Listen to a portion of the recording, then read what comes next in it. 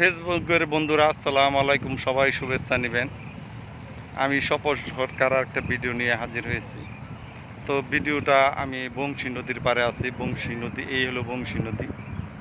আগে শুনতাম এখান দিয়ে স্টিমার চলতো, তো এখন সেই স্টিমারের যুগ নাই, আর এখন ধীরে ধীরে ভরাট হয়ে আসছে। আর এখান দিয়ে নৌকা চলাচল করে। হ্যাঁ, ছোটোবেলায় শুনছি এখানে স্টিমার চলছে। তো এই নদীর পাড়ে আমি আসছি ঈদের পরবর্তী ভিডিও বানানোর জন্য। তো সবার জন্য ভালোবাসা রইল। এদিক দিয়ে একটা দেখেন ট্রলার যাচ্ছে, ট্রলারের শব্দটা শুনতেছেন। ট্রলার যাওয়ার যে দৃশ্যটা মনটা কেড়ে নেয়। আপনাদের বলি, যদি মনে শান্তি থাকে তাহলে আপনি নদীর পাড়ে বাড়ি করবেন। আর নদীর পাড়ে বাড়ি করলে অবশ্যই অবশ্যই আপনি ভালো থাকবেন, আপনার শ্বাস প্রশ্বাস ঠিক থাকবে।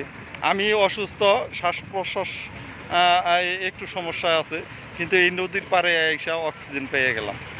তো সবাই আমার জন্য দোয়া করবেন। আমি মাঝখানে অসুস্থ ছিলাম, এখন একটু ভালো হয়েছি। সবার জন্য ভালোবাসা রইল। আল্লাহ হাফেজ।